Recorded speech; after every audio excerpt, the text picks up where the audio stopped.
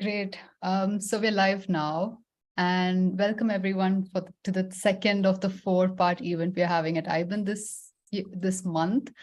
So this is like this big 4 events that we have, and this is the second of it. And this one's going to be all about how one can use behavioral science in the social sector. The first one was about corporate space, and we have 2 more events coming up the next 2 weeks. We have this really cool lineup of speakers today, and everyone is super excited about this event, and we have a feeling that this is going to be like the most attended event as well. And I'm going to start off by just quickly introducing IBEN. So IBEN is this nonprofit that works in India. A lot of you might know, a lot of you might have worked with us at some point.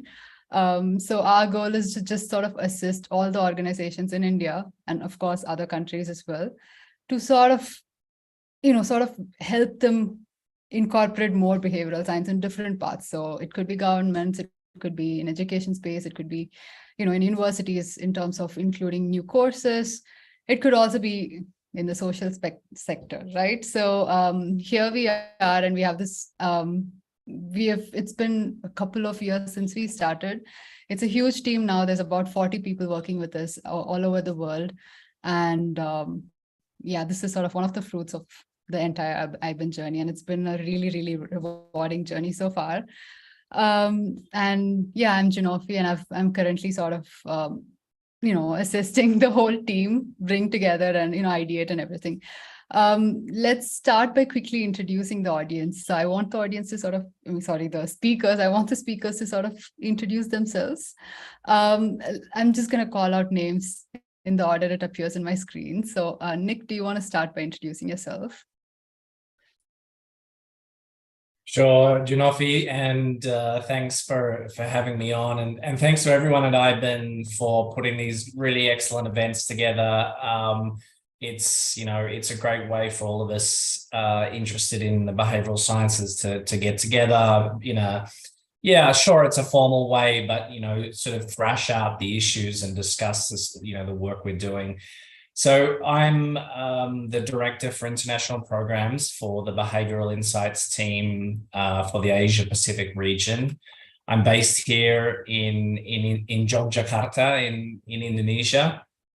My background is really, I guess, a range of sort of public policy and development organizations. I have a particular interest in communities, community psychology. My PhD was in community psychology, understanding how we all behave in communities and how communities influence how we behave. BIT in India in particular is working in a range of areas. Right now we're helping the National Health Authority with the PMJAY, social health insurance. We're also helping the Shakti Sustainable Energy Foundation with some work and some others. So anyway, looking forward to the discussion tonight. Happy to take any questions. And thanks again to IBEN and to the other panelists. Thanks, Nick. And Nick is also super enthusiastic about growing behavioral science in a lot of smaller countries as well. I remember Nick put me in conversation with some folks from Indonesia where they're developing a network as well. And yeah, good luck to those people. Sid, can you quickly introduce yourself? All right. Good evening for those in India, and probably good afternoon, good morning for people who are also logging on from the other parts of the world. My name is Sid. I manage the social and behavior change team in India at UNICEF India, basically. What excites me, like I have to say that I'm not a behavioral scientist, but we have done quite a bit of work around social and behavior change. If you look at UNICEF India, it is the largest team we have for social and behavior change across all the other country offices. And we work in 16 states in India, but COVID had actually taken out of our comfort zone to work in 22 states in India, which is almost more than 70%. So a lot of experiences we had garnered in the field of social and behavior change. We've been here, UNICEF India has been here in India since the last 77 years, I think. I'm actually really looking forward to this session, and also, hearing from others about what we can do as part of a large cohort of professionals, like what we do in social and behavior change. How can behavior science also have the same kind of, not the noise, but same kind of impetus growing across the departments? The work which you are doing, Nick was mentioning about some of the national schemes, and that's, I think, where we can, this whole cohort can make a lot of difference, whether we talk about water sanitation, nutrition, health, and the entire package of development work all of us are doing in India. So looking forward to the discussion. Thanks, Junofy. Thanks, IBEN. Over. Thank you, Sid. Sid is sort of an expert in social communication in that area, if I'm not wrong. So if someone has any questions in that area, do feel free to ask Sid. And yeah, Ram, can you please introduce yourself? So Ram is like one of the OGs of behavioral science and social sector in India. So that makes me seem quite old, but yeah, hello, and hello to all those who joined and my fellow speakers. I'm a co-founder of FinalMile.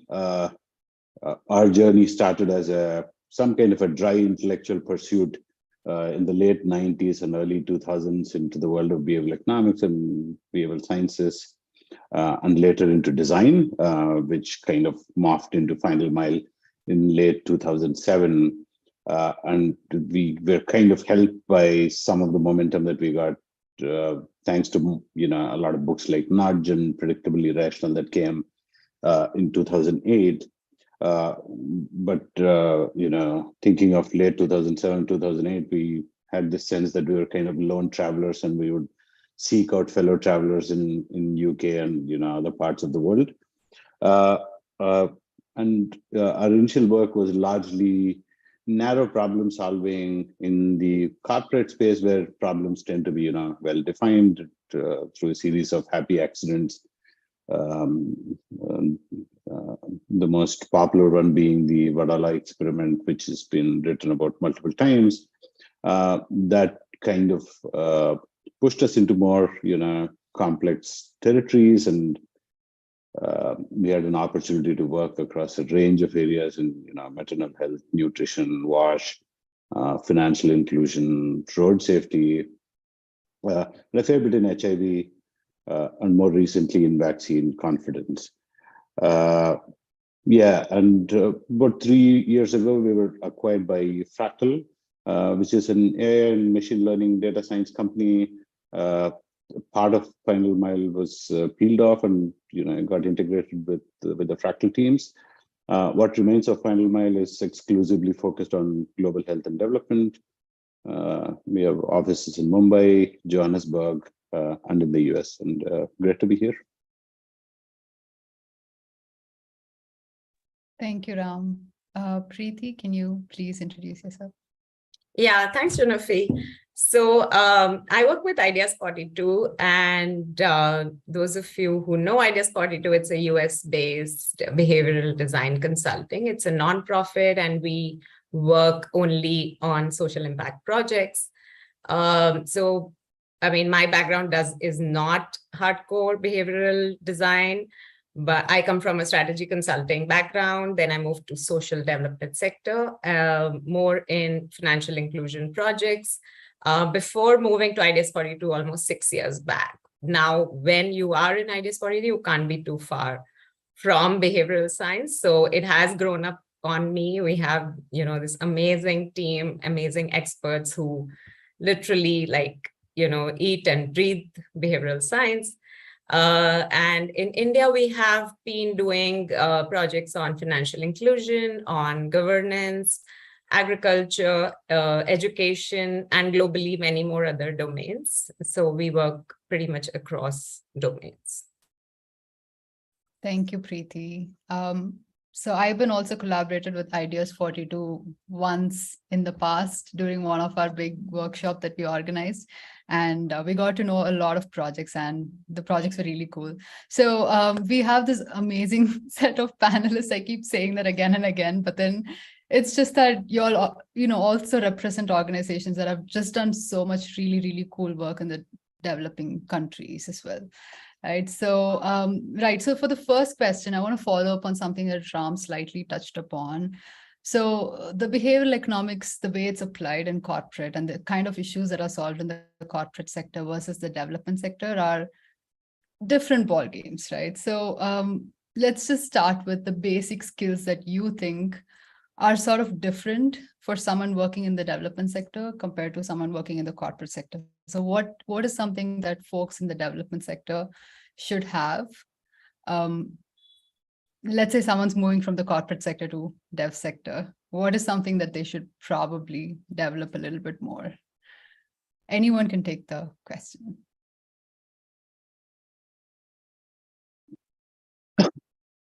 On reflection and seeing a lot of people transition, some successfully and some not so successfully, I would say patience is a key aspect. You have a lot of control in the corporate sector. Problems are well defined. You have a small set of stakeholders. Everything is kind of well controlled, so you tend to get in and get out in a matter of weeks, whereas here things tend to take a fair bit of time. The other thing is comfort with extreme uncertainty, ambiguity, and complexity.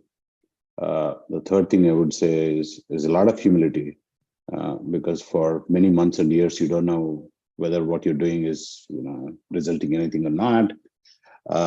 And sometimes in the corporate sector, we come with this extreme confidence that I did this and we got this result.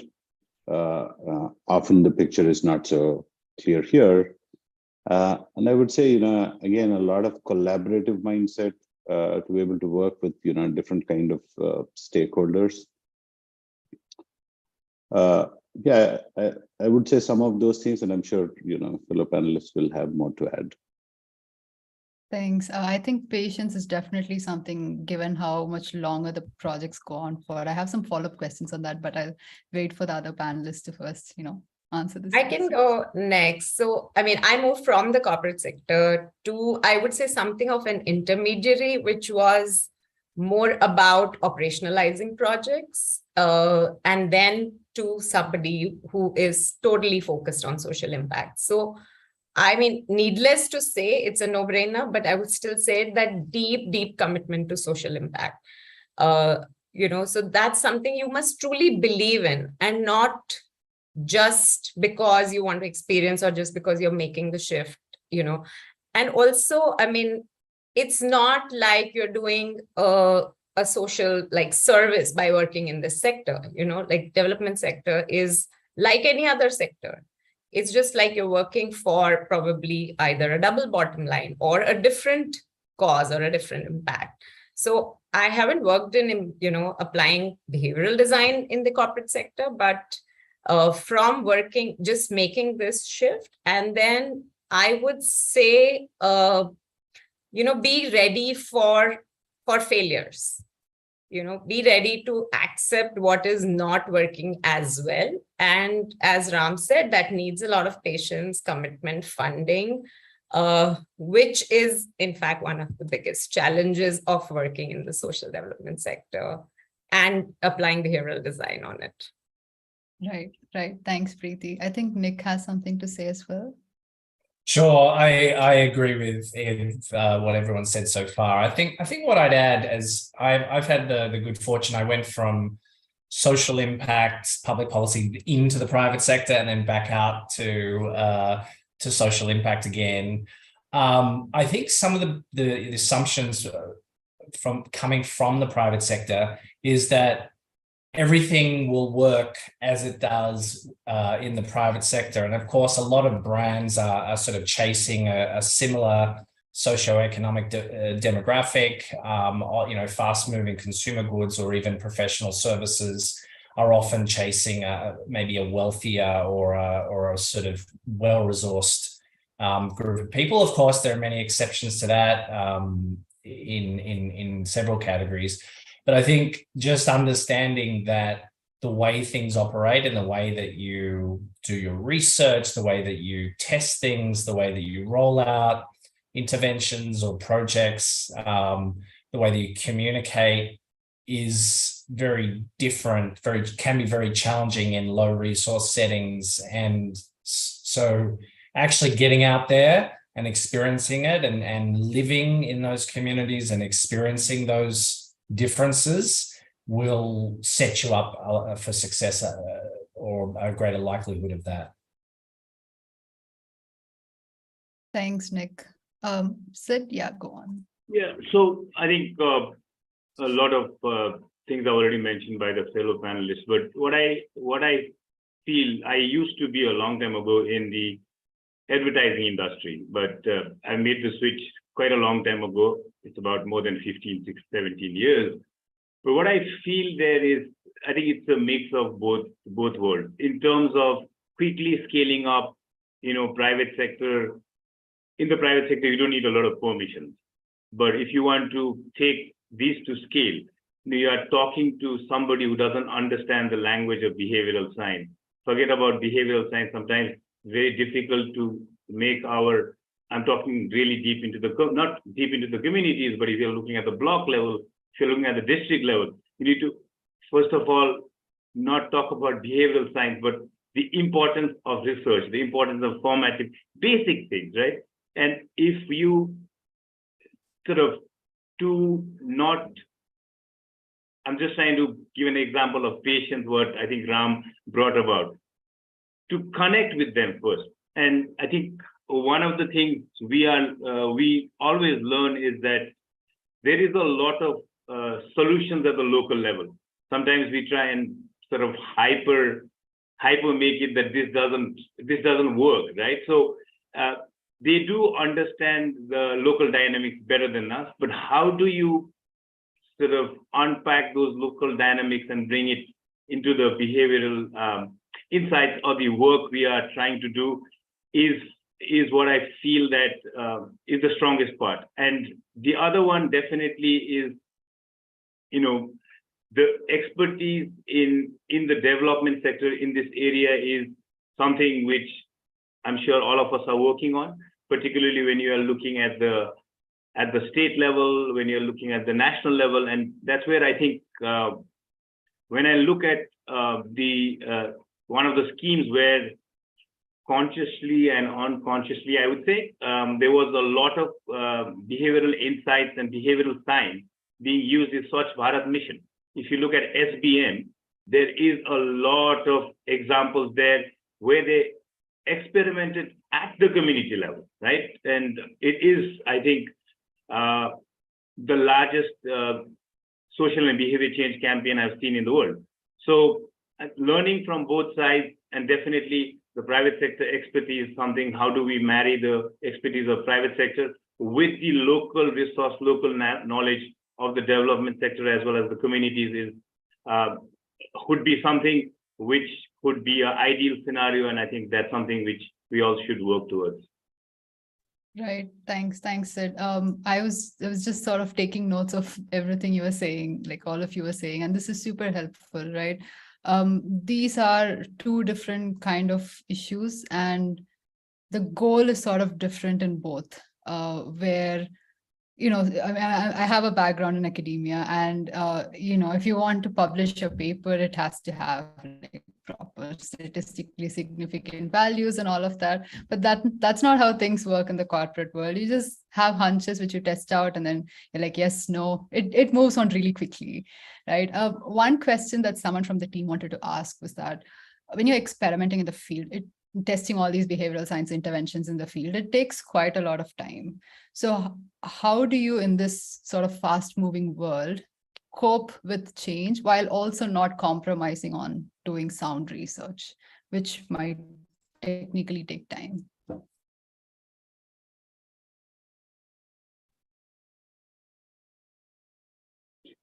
Just to echo what Sid said, right? I mean, again, I transition from the corporate sector. You don't need to sell the value of research. People understand research. People understand, are keen on counterfactuals. But in the development space, there's not a lot of appetite for research, and for good reasons, right? I mean, if I'm selling toothpaste, I have all the time in the world. But if you're trying to solve a nutrition problem or a serious maternal health problem, there is this urgency, with most of the problems, and therefore we want to kind of, jump to solutions. And people have a lot of ideas, and if you go with, your own kind of a jargon, you'll invariably kind of struggle. The thing with, testing interventions, again, measurement and, and evaluation also has been a considerable challenge in the sector, because we have somehow taken the RCT kind of methodology, and and I understand the value of it, because you need to have evidence, because you literally have to spend tens of millions of dollars in scaling. But equally, there's always this challenge that, what works in one context, does it work in the other context? And measurement takes incredibly long periods of time. I mean, I remember I think we did something for Procter, and I think measurement happened in like 4 weeks. We did something for Gates in HIV, and it took a year to get, results on something. And that's the nature of the beast. And then at the end of it, you don't even know if it's going to kind of translate well. So I think we're having this debate in terms of how do you, I mean, it's interlinked to scale. How do you think of scale, right? So do you think of scale as an intervention that you scale across, or do you think of scale as a problem-solving approach, right? So do we learn from the communities and learn from people in the field, and also kind of, do some capacity building and introduce behavioral science and design as a problem-solving approach? And that scales, as opposed to saying, I have this one idea, now I want to go and test in the field and see if that kind of works. My bias is on the former, where we're thinking, introduce this as a problem-solving approach and work with, implementing partners and communities, rather than going with one intervention kind of field testing it. But again, there are multiple challenges in measurement and evaluation, and particularly when you add the social component to it. Right? I mean, we tend to use this together and say, social and behavioral. The social thing runs on its own track, and it has significantly different kind of challenges, right? In terms of timeline and complexity and measurement. I mean, things like culture. How do you measure whether you're making an impact or not? And things like social norms, which take years, if not decades. So yeah, I think you have to make all these trade-offs in terms of peeling off, what is the social component, what is the individual behavioral component, how much control do you have in measurement, what are the contextual factors, are they unique? So in that sense, that what works here may not work elsewhere. And that's a classic problem that we have with pilots, right? So the most cliched thing people say is that pilots never fail, but they also never scale, because you test them in a highly controlled kind of an environment, and then you take it to the field. I mean, I think we have several examples in this field, not just a replication problem, but even a scaling problem. So I think with each of the problems that you're dealing with, you have to make those individual trade-offs. Thanks, Ram. Thanks. Preeti? So yeah, I mean, being one of the strongest believers in rigorous testing at Ideas 42, that's a challenge we constantly face. And what we are seeing more and more, specifically, I'll talk about the India context, is that people are realizing the value of evaluations. So people want to see whether things are working or not, where are the results, where is the evidence. But at the same time, they don't have too much time or patience to wait for it. So everybody is talking about rapid iterations, give us, fast results. How do we know on a fast way? Now, if you're working on digital channels, that's still possible, rapid iteration. On the other projects, which we are trying to do, the behavioral interventions, one of the challenges is that, you can move intention sometimes and may not result in the action. Something like a Swachh Bharat mission, when it started, you don't know if people have started thinking about using those toilets which are being constructed, because some of these sticky social problems move really slowly. They will move from strengthening intention to, okay, I may do it, I may not do it, getting the required things to do it, and then actually taking the action. So how do you measure this whole continuum of intention is another challenge. And I'm sure all the experts, in this field are constantly innovating their methodologies to try and measure things from some angle or the other. We all the time, we do some kind of quasi-experimental techniques where, there are pre-post surveys, there are different diffs. Of course, we don't have the luxury of RCTs always, but even RCTs, like you can do some kind of, may not be as rigorous RCTs, but doing it more rapidly. So that's a constant innovation, at least, which we are doing, especially for the, the Indian clients and the Indian partners.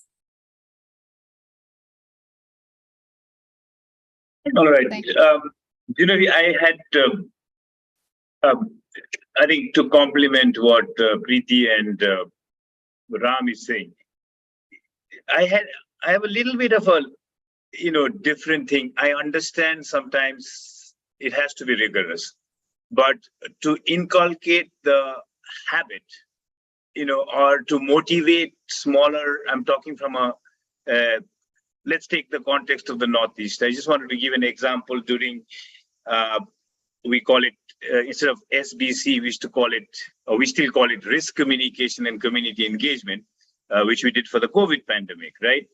And the good thing about that in terms of research is the government counterparts, as well as a lot of development organizations, I think, has much more appetite for research now, because they see the value of research, because COVID itself was new to everybody, right? So everybody was hungry for more information, hungry whether people are actually, which parts of the population are vaccine hesitant, which parts of the population are not following appropriate COVID behaviors.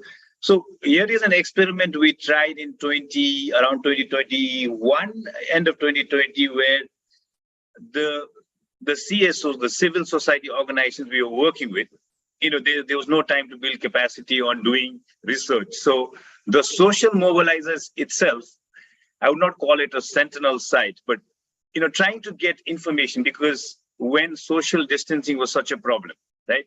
What were the insights from the field? And very, I would say, almost dipstick to get insights from the field, why people were hesitant towards vaccines, the COVID appropriate behaviors and so on. The lesson we learned from there is it was not the best, it was not the most scientific data, but what we got was really important data from the field where, Ram was talking about social norms, right? What are the cultural traditions and practices in that particular context, which was a little bit different from the normal context in the pandemic, because they were not even allowed to go out, right? Some of them, the effect on children, the effect on mental health. What it did to us is that can we start a very informal community of practice within CSOs to nurture the habit of collecting information, I would say information, not really insights, on their own. And the best thing about that, it was pro bono. It was not sort of, in their partnership agreement to get the information. So what I'm trying to say here is we can even look at, one of the things we see is look at capacity building, but also encouraging whatever forms of research or insights they're trying to create. So get these communities of practice even at the grassroots level, then build their capacity along, because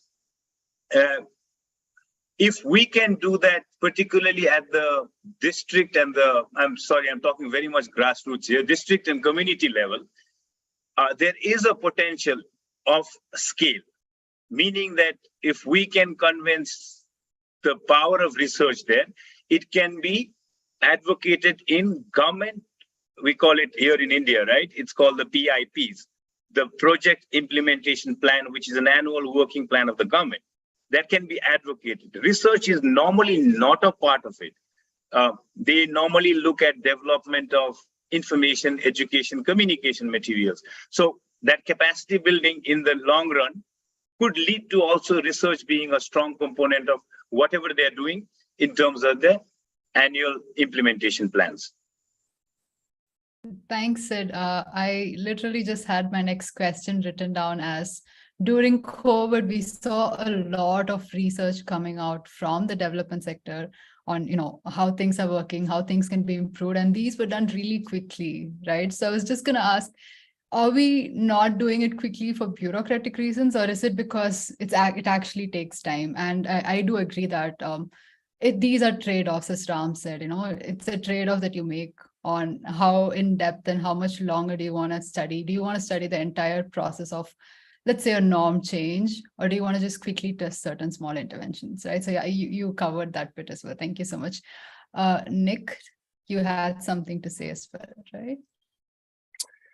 Yeah, sure. I think one thing I would identify as a dynamic really that relates to a fundamental tension, I think, in the behavioral sciences, which is this tension between where we're on the one hand striving towards sort of better definitions and more common understandings, agreement on which tools work and which ones don't.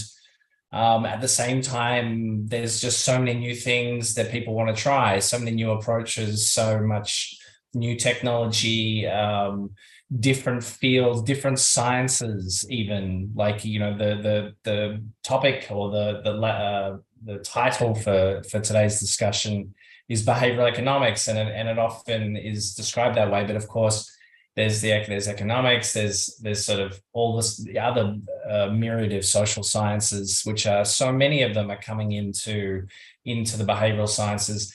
So I think it's this we're all managing that tension. We're all trying to better define and better standardize how we work. And BIT, we have some tools that we've used for many years, and there are some tools that we've stopped using. So I think at the end of the day, around your question, how you would deal with this change is you've just got to try certain things, and you've got to work out, learn judgment essentially, and work out what will be successful in your context. And it's going to be different in different situations, and it's going to evolve. An example I would give you is around the RCT, which is hotly debated in terms of replication and in terms of expansion of sort of results. And the RCT is often described as the gold standard. Well, if you want to look at that analogy, look what happened to the gold standard. The gold standard itself became inflexible. And so it wasn't about one substance or one tool. Gold evolved into a much more flexible, adaptable monetary system. I don't think we should get into the merits of the financial system that came after it. But the point is that, we use, there are these tools and these ways of working, and they must evolve, and you've sort of got to always be striving to refine the standards as well as test the new ones. So glad Sid spoke about, communities of practice, and I think it's taken us a while to kind of get to that spot. And I think with Georgetown University, we've been involved in this large grant, I think in 5 or 6 countries in doing that. And it's been kind of an interesting journey as to how we can take an extremely light approach to behavioral science and design, and how to do quick research, how to read basic, statistics and data, and use that as a problem-solving approach to problems that you think are relevant. I mean, sometimes you go into communities where 40% of the population is HIV positive, and you assume that should be their number one concern, and it is not, right?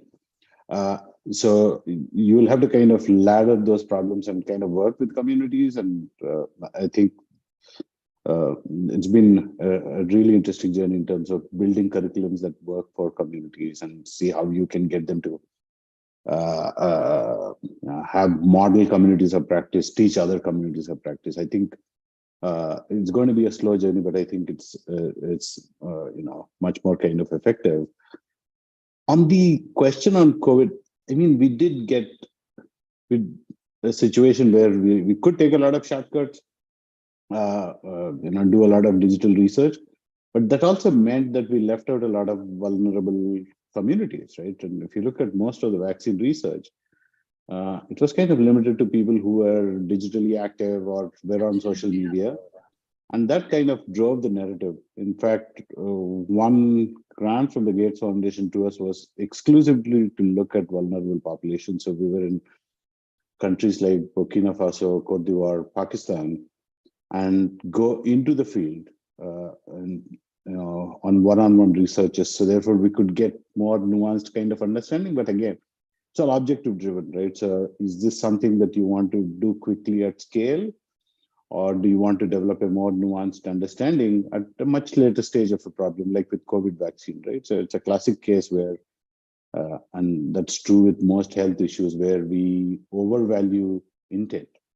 So most people, we think, should get the vaccine or have an intent to get vaccine. Some are anti-vaxxers, but there are many people who don't have the urgency, right? And then, again, in the initial stages, it makes sense to exploit some of these opportunities in getting a lot of understanding to digital and social media means, but at some point you get to a stage where you need more nuanced kind of understanding, and that means you have to kind of go back into the field. Right, that makes sense. Yeah, thanks, Ram. I have a question now, sort of, for Nick and Sid. FinalMile and Ideas 42 have been working in the behavioral science space in India for a really long time. So we kind of have an idea of what they're up to and everything. UNICEF has now started working a lot more on behavioral science space in India. And BIT, I'm hoping, is also starting an office in India. So what are the plans that you have? If you can very quickly, shortly, but just give us an idea of what we have to expect in the future. That'll be really cool. Sid, do you want to start? Sure. I think we'll be working with FinalMile also, if I'm not mistaken, on specific topics. But what I wanted to say is we've always been, I think UNICEF globally has always been in the field of behavioral science, but there is a renewed commitment in the last few years on behavioral science. General research, formative research has always been a part of our programming. So at the global level now, we call it something along the lines of Bird Lab. We just made the name. I think it's Behavioral Insights Research and Design Labs, which is currently being small initiatives, large, middle initiatives across, if I'm not mistaken, around 16 countries, right from Mali, Indonesia, Ghana, quite even Nepal. We have not put ourselves onto the map right now because we had a lot of thinking around, as you are also aware, Junofy. But what we are planning to do, or what our plans are in the future, I think is around also two big things, three, I think, 2.5, 3. One is capacity building, right? And when I talk about capacity building, UNICEF itself, like if you look at our India team, we're also learning from a lot of behavioral science experts in the country as well as abroad, and seeing, can we look at, putting in all the expertise or bringing together a lot of the behavioral science companies, experts, like what is being done currently for the social and behavior change. So we have a National Alliance for Social and Behavior Change, which is about 36 members. Can we also look at bringing all the partners together so that we also know from each other, not only the techniques we learn, but they could also be leveraging of resources.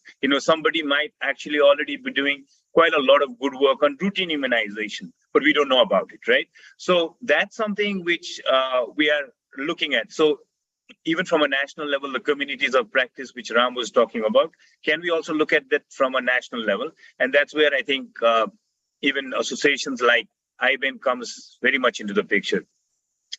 The second one is around the plans gradually in the next, we have our next country program is around capacity building, looking at capacity building of government counterparts. So not government counterparts who are the decision makers. So for example, advocacy, I would call advocacy and capacity building.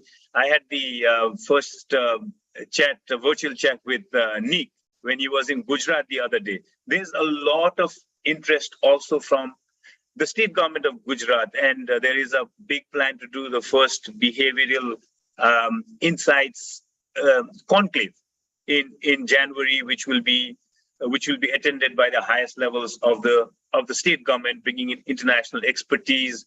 And that is where, when I talk about capacity building, can we look at academic institutions in the state, because they are already there, right? Building a lot of the academic institutions also have this specialized unit. I think if I'm not mistaken, in IIT Gandhinagar, they have the Social Action and Policy Lab. If you look at Amrita University now in Chennai and Kerala, they have the new School of Social, Behavioral and Cognitive Sciences. So there is that huge resource which is also coming out from the academic institutions, which we should probably tap into. The third one I wanted to mention is that we will be working mainly in the areas of health, nutrition, and education, which is around, as we all know, that stunting is something of concern for the development sector here in India. The stunting rates have really reduced. So malnutrition, complementary feeding, looking at health areas, particularly along the lines of routine immunization. So the plans of the government is to make routine immunization 100% coverage, which we are not still there. So it's like almost eradication of polio. So how do we get the behavioral insights, the power of behavioral sciences in solving those critical issues? We are also looking at WASH and education. So a lot of things in place, but I think it's not just UNICEF doing it, and we're not like experts here. I think drawing in the collectives of all the partners is something which we hope to do in this new country program, which will run for the next 5 years. So looking forward to all your inputs and working together with everybody here.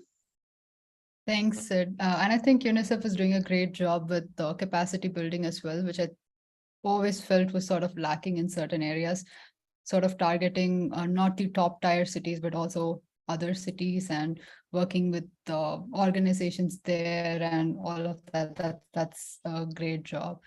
And yeah, I'm also sort of involved with UNICEF as an external consultant, working on a bunch of things. But yeah, thanks, Sid. Nick, do you want to go next? Sure. So for the Behavioural Insights team, we're very excited about the future in India, and as you said, we're looking at how to expand the impact of the work we're doing in India. We're already doing a little bit of work, as I said, with the National Health Authority and also with Shakti and others. And I've had this great interactions with UNICEF and a few others in trying to sort of help people think through how to apply some of the behavioural sciences to the work. I think for us, we started in government. We started in the UK government. Our initial expansion across the world was often coming from government. So our Australia office was helping a lot of Australian government agencies. But really since then, we've expanded a lot more work to community-based organizations, to big international agencies, to the private sector, to startups, And so right now, I'd say our approach to India is still quite broad. We do think we do have a particular, expertise in helping to establish behavioral insights units, and that process of sort of getting people to test things and trial things and running RCTs and running mixed method experiments as part of the development of their internal capacity, that sort of learning by doing approach. That's a pretty typical way for us to work. I think, in a broader sense of what excites us or what interests us with India is, I think, I would summarize it by saying that, whatever India does on a whole range of social issues will set the pace, set the standards, set the scene for much of the rest of the world for the next, 20, 30, 40, 50, 100 years. So, we've had some limited engagement, for example, on the life movement that was announced by the Prime Minister. I think it's a fantastic initiative, looking at how nationally, at scale, you engage government, international partners, community groups in addressing behaviours related to climate change. And I welcome that initiative. And I think, especially as India assumes the presidency of the G20 next year and being in Indonesia, which holds the presidency this year, I can see that climate will be front and center, and that that life initiative will be a real flagship, a real priority for the government. So I think the world is watching. I think what happens in India, I think what we learn together in India about how to do things at scale, about how to take national priorities and schemes like Ayushman Bharat, and whether it's the PMJDY or the digital health accounts, how you take that to the States and 25, 30,000 hospitals across the country. In some ways, that's the whole of Europe covered, or the whole of sort of the Americas. So I think we're really interested in learning from what happens in India and learning together how to address these sort of issues. And so fingers crossed, we'll be establishing ourselves in India in early part of next year. And certainly we have our first sort of staff starting in India in January, and hoping to be hiring a lot more. So please, stay in touch. Thank you, Nick. Thanks. That sounds really exciting. And again, one thing I want to highlight is the amount of collaboration that's happening between all these organizations. That's just really impressive. And I think that's super important, and it's already happening. That's really great. I think, Sid, you have something to add? Sorry, no, just Nick just reminded me of something on the commitment. So just for whoever's listening, there is already quite a lot of commitment at the highest levels of government, that there is Niti Aayog, right? The National Planning Commission equivalent of India has established a behavioral insights unit for the last 2 years.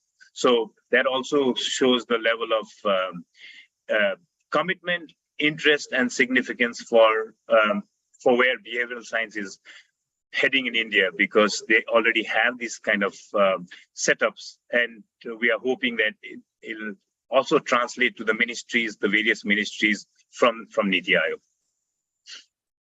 Thanks, Sid. We're sort of running out of time, so I want to quickly take some questions from the audience. So someone just asked, they're looking for some guidance as there's someone who's just learning behavioral science and wants to move into the development sector. I would sort of nudge Ram to take this question, because I know FinalMile does bring in a lot of freshers, so you might have some insights there. But yeah, of course, anyone else is also welcome to answer.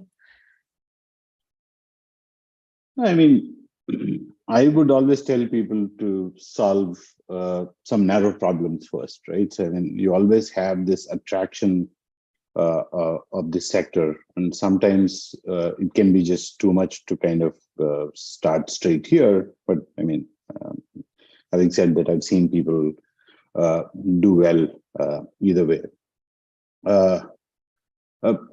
Again, I think if they've heard the conversation, then they can pick up a lot of themes, to something that Sid was talking about, contextual factors, right? So typically, again, if you're coming from a private sector or an academic setting, you always have this thing that I need to be so obsessed with my craft. So the thing I tell my people is that we don't need to be so obsessed with our craft. We need to be equally obsessed with the context. The second thing I would say is that, the question of passion, right? And again, you have to think, where is that you want these weights of passion to be? Passion comes easy sometimes. So for example, we were working on a project on girl child trafficking. It's quite easy to become passionate about the problem and overcome by it. You can in fact get quite angry and agitated and almost become an activist. And initial days, I was telling my team to be much more dispassionate in breaking down the problem rather than getting too involved in it.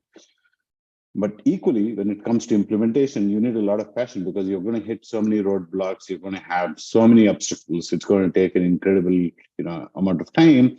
And you'll also meet people with very varied kind of understanding of what behavioral science is, some cynicism, because, these communities have been trying to solve these problems for 20, 30 years, and suddenly you will end up one fine morning,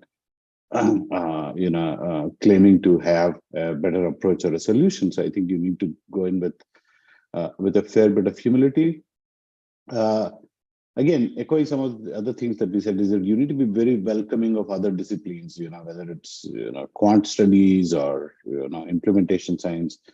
Only when you understand all of those things, so much more like a consortium kind of an approach. On your own, you're not going to solve much of the problem. And lastly, I think, again, speaking about patience and defining a problem, and they say a well-defined problem is a problem 50% solved. So you need to spend a lot of time in understanding what the problem is, rather than kind of jumping to something. So, I mean, for your participants, I would direct you to this beautiful piece of work, Hospital on social complexity and wicked problems. I think it will give you a good sense as to what you're dealing with and how it's very different from, simple problems. Thank you, Ram. I'm going to sort of jump into the next question because we're running out of time. Because you've all worked with various field projects in various capacities, I just want to ask how you would deal with certain ethical questions that would come when there's some sort of dilemma in the field when you're working. Maybe an example, if that's possible. If not, just your ideas and thoughts.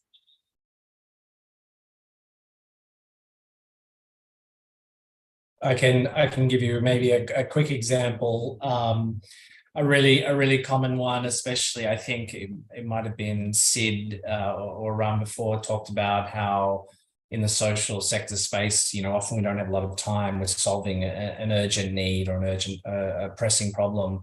And often when we come to clients and partners with a suggestion of a mixed method, project that has an RCT, people question the ethics of the treatment and control. And I think there's an easy sort of solution there in the terms of the design. If you do a stepped wedge design or sort of different stages or different treatments over time, you can still you can still provide a service or a vaccination or whatever it might be to an entire group without compromising the design of the trial itself. So I guess in short, it's that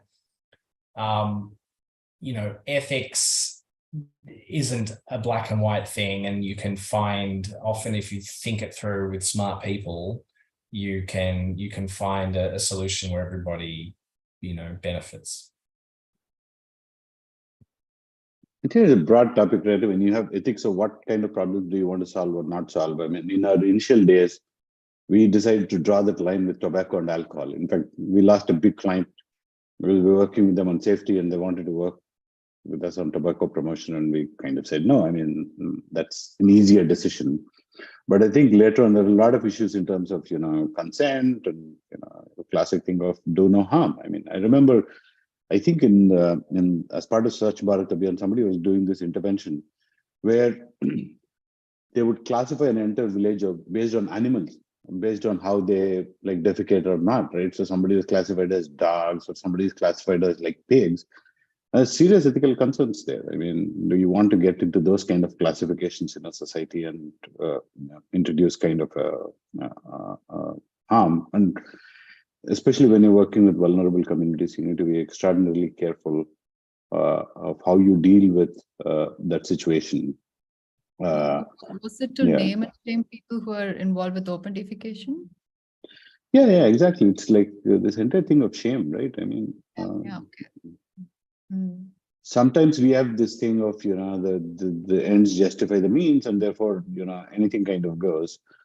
But you're again going back to that wicked problem. So sometimes every solution creates a new problem, right? So you have to weigh that your solution doesn't end up creating, a bigger problem in the process and create some kind of a social division or something much worse. Right. Yeah, and again, in the development sector, people look out much more for any sort of perverse incentives that they might just accidentally create that could just make people get involved in other bad behaviors as well. Anyway, so we are almost out of time, but as a last question, I just want to go around and so far it's been sort of moderated. So I had questions and you had to answer. Right now it's just sort of open. You can say whatever you want. So if there's something that you want to convey to the audience, it could be absolutely anything. Just go on, but kind of keep it short, maybe like half a minute or a minute max. But yeah. Preeti, do you want to start? Yeah, I mean, actually, I'll also, sorry. Yeah. I also wanted to add, this is linked to the ethical question and also something we feel really strongly about, in the rigor of the experiments which we do. So what other than the socially ethical issues, which everybody else mentioned, something which we face is, in compromising the rigor of the experiment is an ethical issue. How much are you, driven for the pilot to succeed? How much pressure is there? Because there is so much pressure nowadays. I mean, whether it's, you're working with double bottom line institutions or even with on social projects, because nobody has time, you want to do it faster. There's too much pressure to show that your pilot has been successful, your interventions have worked. And we have seen that reporting does, there is some kind of, if not misreporting, it's, conveniently reported. So that's an issue which we have seen it happen, which is something we are very conscious of. I mean, someone or the other we have audits to ensure that those things don't happen. For instance, you don't want to report the results which are significant, but which didn't work, but you will only report the ones which have worked.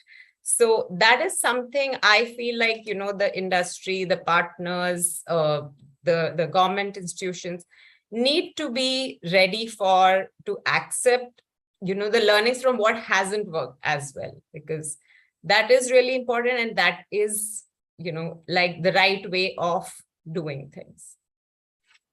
Thanks, Preeti. Who wants to go next? You can just unmute and start. I'll keep it brief. Spend about 30% of the time reading. There's quite a bit of information, knowledge, wisdom out there. About 40% of the time in the field, and another 30% of your time collaborating with your team and the extended teams. That composition might look very different in a private sector, but yeah. Thanks, Ram. That's a nice mental model to have. Sid, do you want to go next?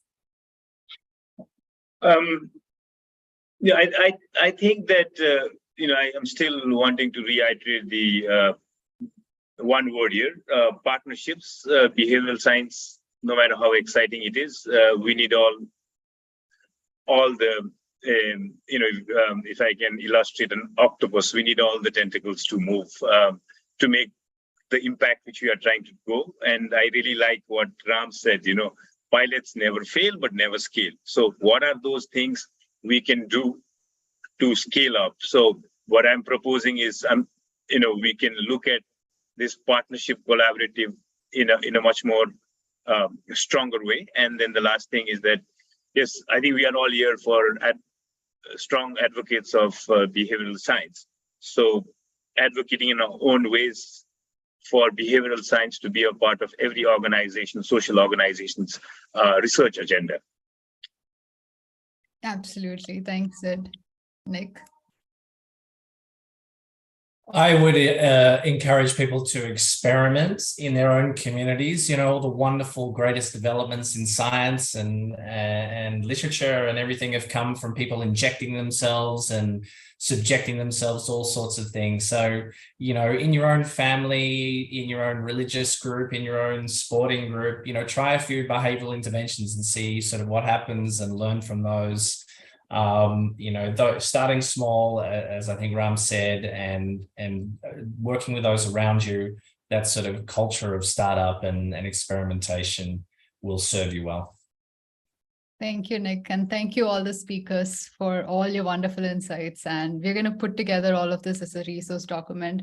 And I also want to give a quick shout out to the entire team. I mean, there was a lot of people behind just making this happen, the events team, the partnership team, marketing, social media, resources team. So thank you, everyone. Thank you guys for always being there for me. And I hope to see you all at the next event next week. That's again going to be a really fun event on how to use behavioral science, build good habits, negotiate and get a better salary, convincing your parents to, eat healthier food, go to the gym, everything. So it's going to be really, really fun and super applicable for all of us. So I'll see you all next week. And thank you so much, everyone in the panel, for joining us today. Thank you. Thanks, Junofy and IBEN. All the best. Thank you. Good luck.